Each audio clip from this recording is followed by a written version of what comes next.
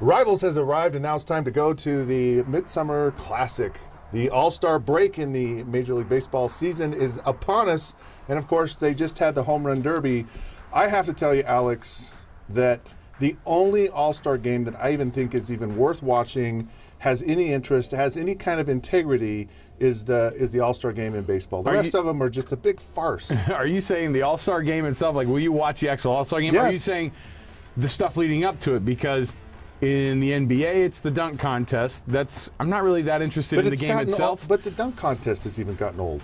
The Home Run Derby has a little bit of appeal to it, and obviously with Bryce Harper winning it this year, with that American flag bat that he had and everything, that was pretty cool. He and Schwarber, I mean, that was a classic battle. I will agree that because Major League Baseball puts a little something of an incentive on why you play that All-Star game, it means something to be an All-Star, and it means something to win the game for your side. And so those have two things. When you have the All-Star game in the middle of a season, I think that's interesting because you know what never happens in Major League Baseball? People don't go, I can't believe you played in the All-Star game. What about getting hurt? But it would be unheard of, Scott, to have. Well, they could get a splinter from the bat, and it could really throw. There is some debate. There is some pro concern. Football, they would never have it in the middle of the season. They wouldn't. And it's garbage. It's crazy. No, the pro football. The only time it's halfway decent, the Pro Bowl, is if you have young players, right? Because they want to, or they've been there the first time. After that, it's a glorified scrimmage. They might as well not even have shoulder pads and helmets on because it's just so worthless. And so many guys opt out of it today. The NBA All-Star Game is it's just atrocious. I mean, they've tried to make it better. And I think people, it's not that they want to watch their players. They want to watch the players play against each other in a relatively competitive environment. I mean, it's interesting if you can do that, but they just don't seem to do it. How do you improve it then? Because I don't think you can. Because you still want to be able to give the accolade. Do you just print it like they have all-star teams, but don't have an all-star game maybe because no one cares about it? So I think in basketball they can, because back in the day, it was competitive. There were a lot of guys. There was a lot of pride in that the East is going to beat the West or vice versa. I mean, when Magic and Michael and Larry Bird and all those guys were playing, that game meant something, and they played hard. And I don't think there's a high probability of injury in the NBA All-Star game. But certainly in football. I mean, I don't know that you can fix the Pro Bowl. I really don't. It's sad that it's that way because it meant so much to people back when I was playing to go to the Pro Bowl, to be in it, and to actually play in the game. They're trying to get the All-Star game to come here again to Salt Lake City. When it came here initially, people loved it. It was a huge deal, and you had co-MVPs of the All-Star game with John Stockton and Karl Malone. And so obviously within the community that it goes to, it's a huge deal. It's become so commercial, though. It's become such a jumping over the Kia to drink a Sprite to make the dunk or whatever that these guys pounding the Gatorade or Powerade before each time that they go up to bat, in the home run derby competition. I don't know. I prefer Gatorade myself, but we here at Rivals only prefer Gatorade. No, I just don't know. Soon it'll be Red Bull. They'll be drinking Red Bulls before they go up there. I don't know what the thing is.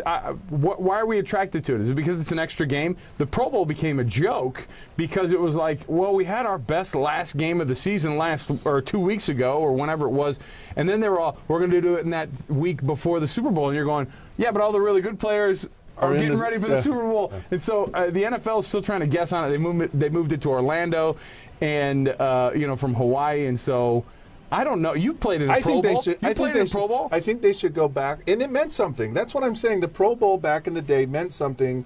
It was a tremendous. No. It was a tremendous honor for players. And now it's a lot of these games, a lot of these players, it's just like, I don't care. Now you got money to go and play in the Pro Bowl, and that money meant more to people back then.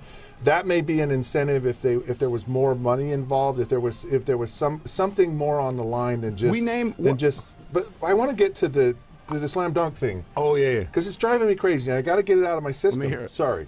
No, I love it. The slam dunk. Here's the problem with the slam dunk thing. They've done every dunk.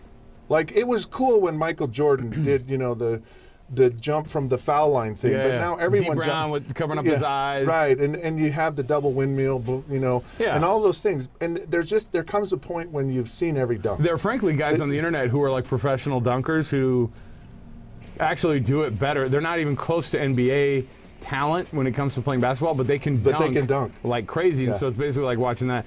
I agree with See, you. For me, you got to be able to jump over the backboard, and if someone can do that, I'll watch the slam dunk. Make the dunk contest an 11-foot hoop, and then you gotta really show up for or it. you could get all the short guys and drop it down to 9 feet.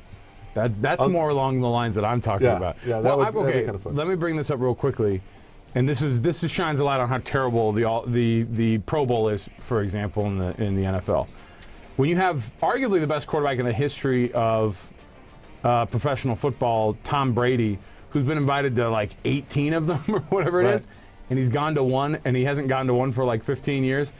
Your All-Star game is busted, and it's terrible. So you need to relook at it. And here's the other thing. When you start naming 1,000 Pro Bowlers, guys like Scott Mitchell get in. I mean, when you start naming 1,000 Pro Bowlers. Who let this guy in the building? Get him out of here. When you start naming 1,000 Pro Bowlers, though, and then you say, no, but here's our real list. They have the All-Pro list, right? Right. And All-Pro is like, and I hate that they mix the two up. I hate when people mix up, hey, Pro Bowler versus All-Pro. It's confusing. There's a huge difference. And you know what? It waters down what being All-Pro means versus being a Pro Bowler, because they'll go, well, I was a third alternate at the Pro Bowl, and I played the third quarter without my helmet on, but it was fun.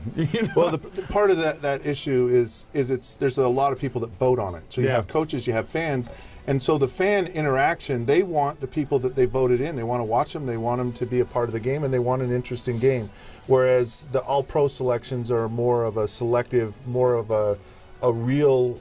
It's like first team NBA, right? Second team NBA, first team All-Pro, second team All-Pro. Those are the real, like high level All-Stars in their game. Now, my agent told me this, and it's so true, is you deserve it the first time you should get in, and you don't. It's kind of like those NBA, all the awards and all that stuff, and then you end up getting it a couple of years when you really shouldn't at the end. And so that's how it all works, which doesn't make any sense.